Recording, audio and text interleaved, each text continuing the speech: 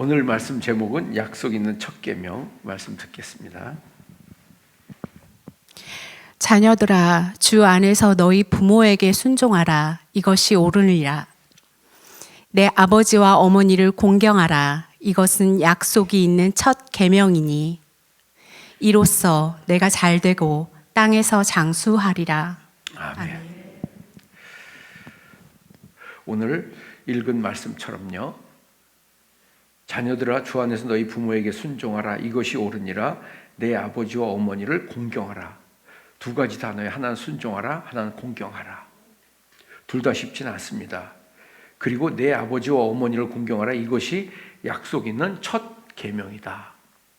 첫 번째 계명이다. 1번이다 이 말이에요. 우리가 여러분들 정도 되면 이제 성경을 좀 알잖아요. 하나님께서 이스라엘 백성들에게 처음 주신 건 10계명이에요. 10가지 계명 중에서 1번에서 4번까지는 뭐예요? 하나님을 공경하는 거예요. 예. 그리고 5번에서 10번까지는 사람들과의 관계에서 지켜야 할 거예요. 그걸 지키지 않으면 안 된다는 거예요. 그거에 1번이 내 부모를 공경하라요. 내 부모에게 순종하라.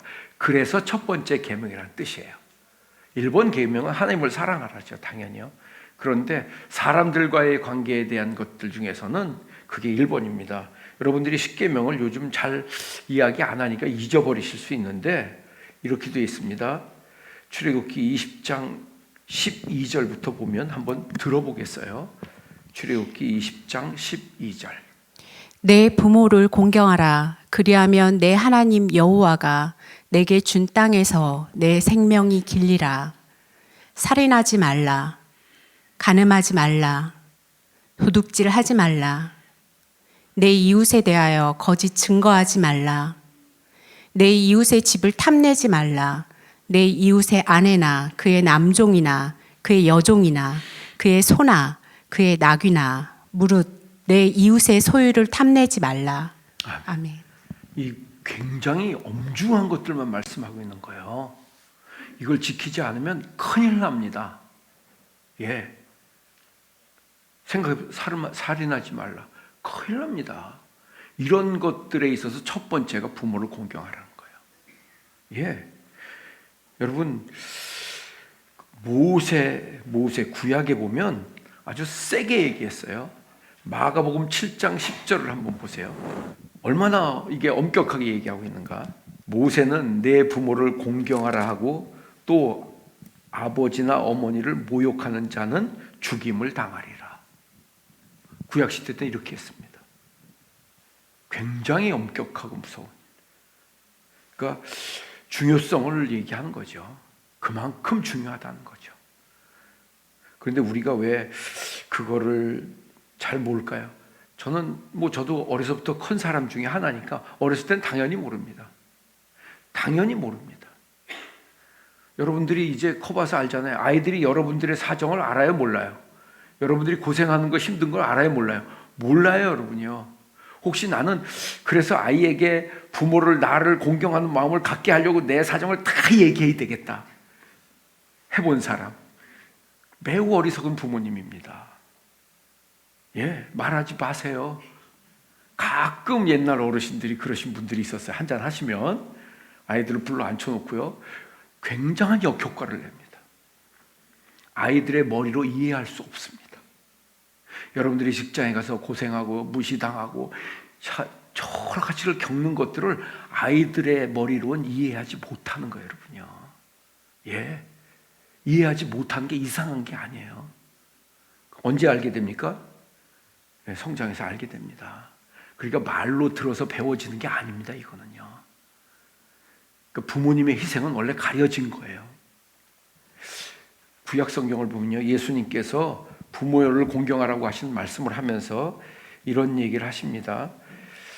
유대인들이 율법을 따라서 부모님을 공경하는데 어떻게 했냐면 고르반이라는 제도가 있었어요.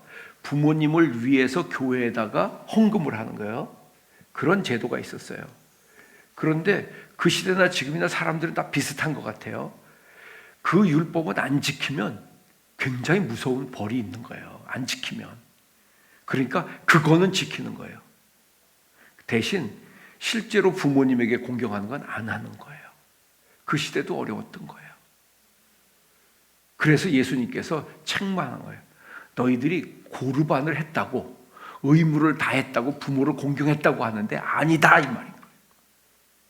그때 주어진 어떤 일종의 효도 면죄부 같은 거였어요.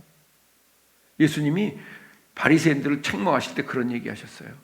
우리가 갖고 있는 어떤 형식적인 그런 거. 여러분, 꽃 하나 들여서 되는 건 아니잖아, 그렇죠? 난 꽃 들였으니까 됐어. 이런 사람은 없을 거라고 생각합니다. 그런데 공교롭게도 그 시대에 유대인들이, 바리새인들이 그렇게 한 거예요. 겉으로는 그렇듯하게 하면서 실제적으로는 안 하는 거죠. 부모 공경은 그렇게 하는 게 아니라는 뜻입니다. 여러분, 우리가 부모님을 공경하라고 하는 것은 제가 성경들이나 이런 걸 통해서 볼 때는 그분이 우리를 낳아주신 그것 때문에 그렇습니다. 낳아주신 것 때문에. 그런데 왜 공경 못합니까? 여러 가지 얘기해요. 우리 부모님은 공경할 만한, 존경할 만한 분이 아니라는 분이 있어요. 예, 있어요. 많이 있어요. 생각보다요. 생각보다 많이 있습니다. 왜냐하면 아까 그 시대에 또 한 가지는 여러분들의 부모님들은 대부분이 일부를 빼놓고는 여러분들보다 공부를 덜 배웠어요. 덜 배웠어요, 여러분요. 안 믿겨지시는 거예요, 이게요. 여러분들보다 훨씬 못 배우신 분들이라니까요. 참 존경스럽다고 생각했어요. 시간이 흘러갈수록요. 그 어려우심에도 불구하고 하나님을 공경하는 그 마음이. 여러분, 정말 부모님은 여러분들보다 덜 배우고 더 열악한 환경에 사셨던 분들인 거죠. 그런데도 여러분들을 낳고 기르고 지키신 분들이에요. 예, 다른 부모님과 비교해서 어떨지는 모르겠지만은 정말 여러분들이 이제쯤은 철이 드셨을 텐데 불효자는 웁니다 할 때 울지 말고 여러분들이 아직 부모님이 살아계시면 말씀을 통해서 생각하며 이런 날을 더 기억하고요. 부모님께 할 수 있는 최소한이라도 여러분들이 뭔가를 할 수 있기를 주의 이름으로 축원합니다. 그리고 우리가 아는 것은 여러분들이 하는 것을 자녀가 배우는 거죠. 배우는 거죠. 여러분, 그래도 잘 못 믿는 사람이 있을까 봐 우리가 예수님을 구세주로 믿고 공경하고 따르는 것은 예수님의 외적인 생활 환경이나 이런 것 때문이 아닙니다. 혹시 예수님이 외모가 잘 생겼을 거다. 예수님께서 뭐 우리가 인간적으로 볼 때 참 그런데 성경을 유심히 잘 읽어보면요. 요한복음 8장 57절을 보면 이런 대목이 있어요. 요한복음 8장 57절. 요한복음 8장 57절.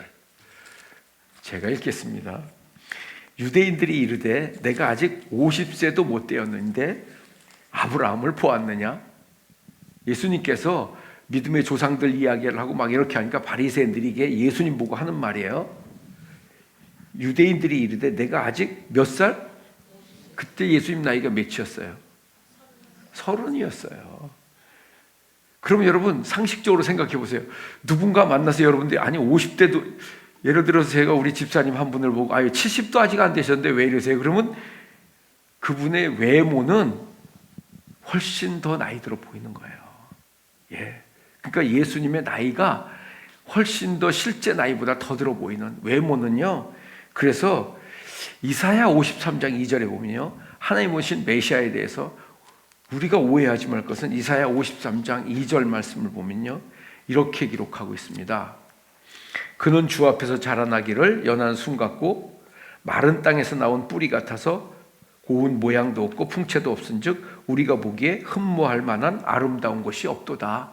마른 땅에서 나온 줄기 보셨습니까? 말라 비틀어진 거예요. 하나님의 보내신 그리스도가 메시아가 어떤 외모에 대해서 이야기하고 있는 게 이게요. 그걸로는 흠모할 만한 게 없다는 거예요. 그런데 그 예수님이 우리를 위해서 십자가에서 죽으셔서 우리의 죄를 사하시고 우리에게 생명 주신 줄 믿습니다. 그것 때문에 예수님이 그리스도신 거예요. 맞습니다, 여러분요. 여러분들의 부모님을 여러분들이 육신적으로 세상적으로 흠모할 만한 것이 없을 수 있어요. 그러나 여러분들의 이 땅에 육신의 생명을 주신 분은 여러분들 부모님인 줄 믿습니다. 부모님이 없으면 없는 거예요. 없습니다, 여러분이요. 그리고 또 많은 분들이 어렸을 땐 모르다가 나중에 커서 이제 좀 아는 거예요. 커도 모르는 사람이 많아요. 부모님들 속에 있는 DNA가 유전자가 여러분들에게 전달돼서 어느 날 알게 되는 거예요. 예. 어느 날. 그건 정말 신기하게 그대로 여러분들이 노력 안 해도 유전으로 이어지잖아요. 그리고 많은 사람들이 자기의 인생이 힘들고 어려워지면 부모님을 원망하기도 하죠. 그거는 본인에게 달려있는 거예요. 적어도 40에서 50이 넘어가면 다 여러분 책임이에요. 부모 탓은 그만하셔야 합니다. 우리 하고 넘어가야 돼. 이런 옆에 얘기하세요. 집사님 알아들으신 거죠? 전 모세가 아니라 세게 하진 않아요. 그러니까 우리가 모르는 거죠. 그런데 좀 철이 나고 이렇게 하기 시작하면 아까 같이 나실제 괴로움 이런 노래를 할 때 마음이 상한 거예요. 그러니까 그거는 하나님이 주신 마음이에요. 여러분들에게요. 생각하지 않아도 여러분이요. 부모를 공경하는 마음을 주셨어요. 여러분들이 깨닫기를 주의 이름으로 축원합니다. 그렇습니다. 아이를 낳아서 기르는 게 얼마나 어려운가. 오늘날 더 어렵잖아요.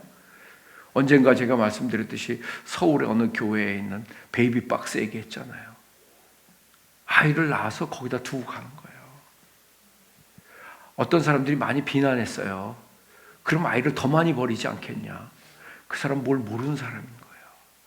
여러분 오죽하면 아이를 거기 와서 버리고 가겠어요. 대개 다 미혼모예요. 10대예요. 그런데 그 중에 보면 거기서 밤새 서성거리다가 넣고 가는 사람, 그리고 가지 못해서 멀리서 지켜보는 사람, CCTV가 있거든. 그게. 예, 그렇지 않으면 얘를 살릴 수가 없는 거죠. 더러는 다시 돌아와서 찾아간 사람도 있대. 그게 부모의 마음이거든요. 그래서 산 거거든요. 그 아이가. 그래서 산 겁니다. 생명이라고 하는 것은 우리 의지대로 되는 것은 아니죠. 물론 우리의 생명의 주인이 하나님이신 줄 믿습니다. 저는 우리 교회에서 제가 그랬어요. 70이나 이 이상 넘은 분들만 꽃 따라주자고 그랬어요. 아직 젊은 엄마들은 달 자격이 없다. 이게 제가 결정한 거예요. 죄송해요. 밖에서 집에서 다 받으세요. 그건요. 다른 뜻은 없어요. 저는 이런 생각하는 거예요. 할 수만 있으면 우리 부모님들이, 여러분들이 40대 50대 이렇게 돼가는 분들이 자녀에게 뭔가 존경받을 수 있는 부모가 됐으면 좋겠다. 그랬으면 좋겠다. 그래서 오늘은 그런 말씀을 드리려고 준비한 거예요. 그랬으면 좋겠다. 여러분들 따라합시다. 자녀를 위해 기도하라. 예. 특별히 여러분 자녀들이 사춘기 넘어섰다고 하면 제가 계속 반복하는 거예요. 뭘 가르치려고 하지 마세요. 예. 기도하세요. 하나님께 맡기세요. 사춘기가 지났는데도 부모님이 아이를 뭔가 지도해 보려고 노력하고 있다고 하면 특별히 굉장히 훌륭한 어떤 학식이나 뭔가 전문 지식을 갖췄거나, 그런데 그런 전문 지식을 갖춘 교수님이 말하기를 그분 자녀 교육에 실패했더라고요. 그게 뜻대로 되는 게 아니에요. 이론대로 되는 게 아니거든요, 여러분요. 여러분들이 정말 하나님께 맡기고 기도하는 방법을 배우시길 바랍니다. 방치하라는 뜻이 아닙니다. 어떤 분들은 그걸 오해하는 거예요. 방치하라는 걸로 잘못 듣는 거예요. 아닙니다, 여러분요. 그럴 때마다 제가 모세의 어머니 이야기하고요, 사무엘의 어머니 이야기하는 거예요. 여러분들은 그 부모님들에 비하면 너무 많은 걸 하고 있는 부모님들인 거예요. 예, 그 두 아이는 틀림없이 하나님이 길렀습니다. 고아처럼 자랐습니다.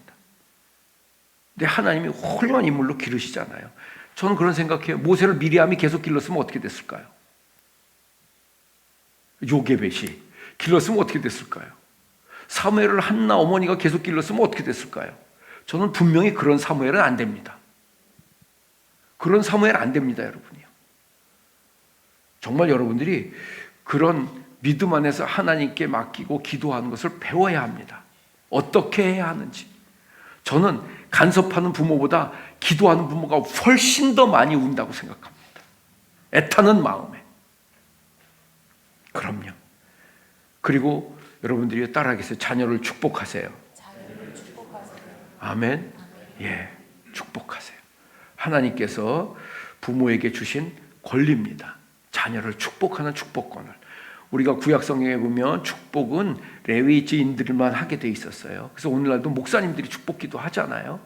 예, 그게 뭐 꼭 구약과 꼭 맞는 건 아니지만은 그런 어떤 권한을 가졌는데 자녀에게는 부모가 축복할 수 있는 축복의 권리를 주셨습니다.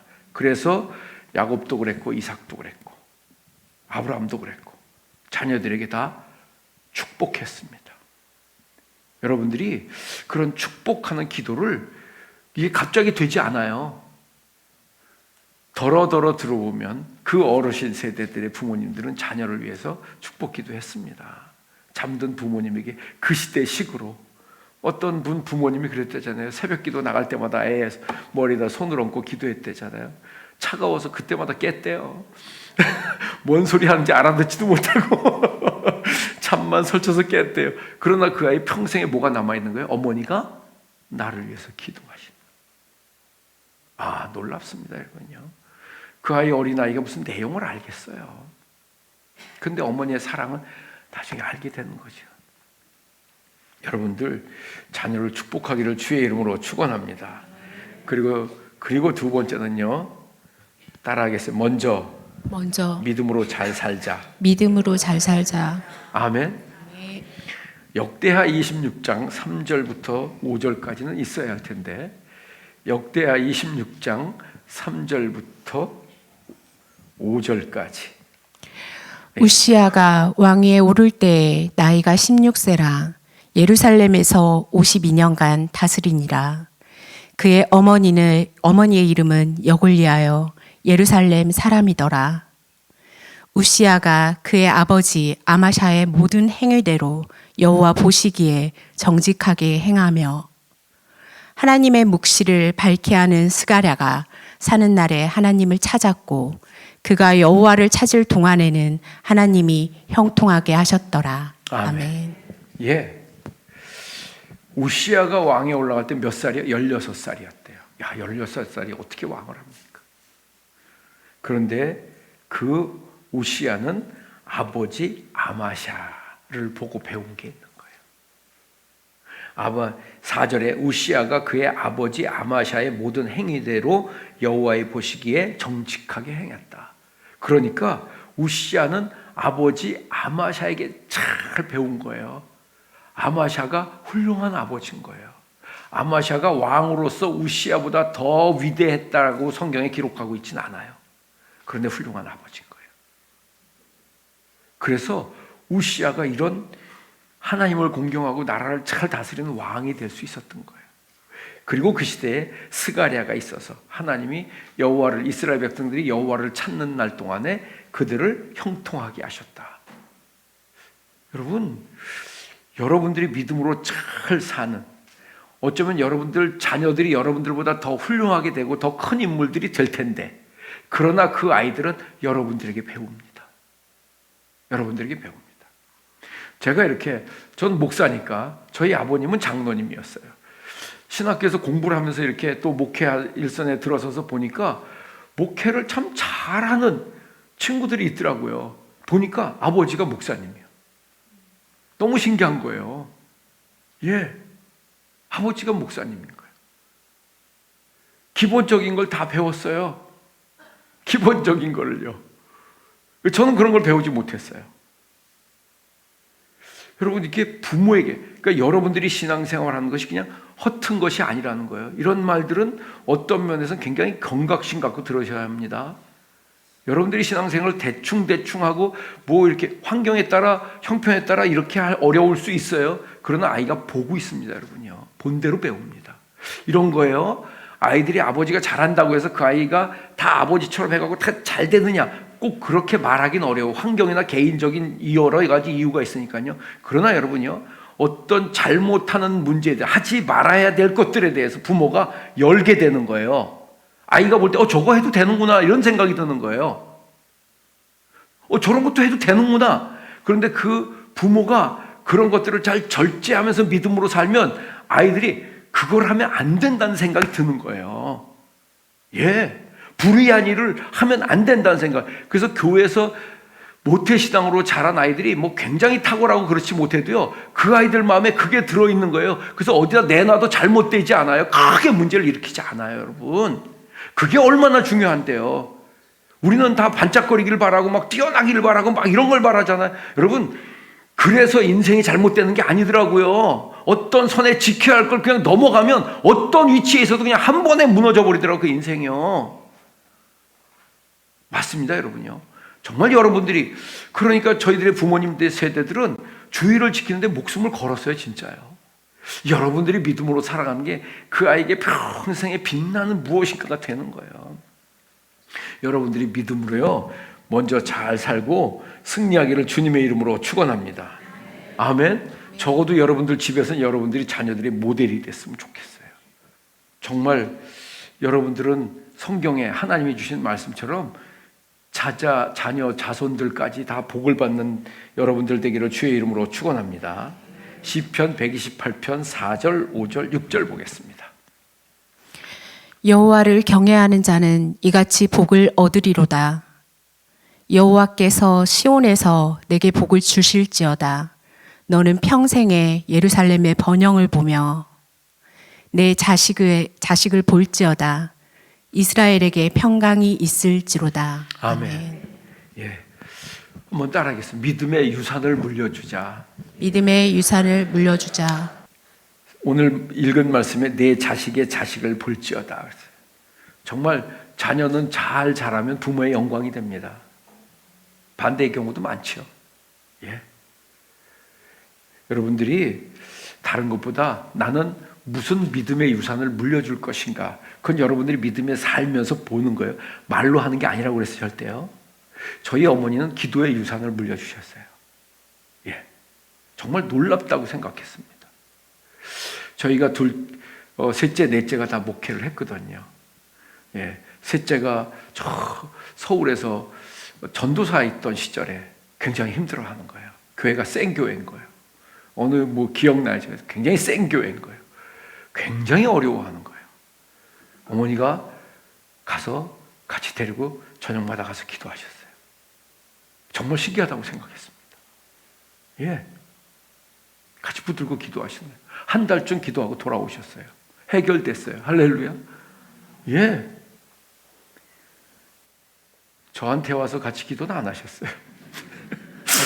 무슨 뜻인지는 모르겠는데 하여튼 안 보이신 데서 하셨을 거라고 생각합니다. 여러분들이 믿음의 유산을, 어떤 유산을 물려주실 것인가 기도해야 합니다. 혹시 많은 부모님들은 내가 물질을 못 물려주는 걸 아쉬워하고요, 뭐 집이라도 못 남겨주는 걸 안타까워하는데 아니에요, 여러분요. 믿음의 유산을 물려주세요. 그 아이는 반드시 잘됨을 깨닫기를 주의 이름으로 축원합니다. 마지막으로 우리 모두가 기억할 것은요, 한번 따라하겠습니다. 하나님이 형통케 하십니다. 형통케 하십니다. 아멘. 우리가 하는 게 아니에요. 하나님이 하시는 거예요. 우린 말씀을 따라 최선을 다하는 것뿐입니다. 우리가 뭔가 이뤄낸다고 생각하는 건 큰 오산이에요. 여러분들이 어떤 부모님들이 있을 거예요. 나는 최선을 다하는데 아이들이 내 뜻대로 돼야 안 돼요. 너무 안 돼요. 그냥 안 되는 게 아니라 솔직해야 됩니다. 나는 죽을 힘을 다하는데 아이가 내 마음을 이해해요, 못해요? 너무 못해요. 너무 못해요. 해도 너무해, 이게요. 우린 다 한계가 있어요, 여러분요. 맞습니다. 그러나 여러분, 하나님을 신뢰하길 바랍니다. 정말 하나님이신 자녀고요, 하나님이신 선물이고요. 여러분들이 하나님 말씀대로 살아갈 때 하나님께서 붙들어 주신 줄 믿으시기를 주의 이름으로 축원합니다. 정말 여러분들이 하나님의 말씀을 붙들고요, 기도하고 가정의 달이라고 하는데 좀 더 여러분들 가정이 더 화목하고 나아지기를 주의 이름으로 축원합니다.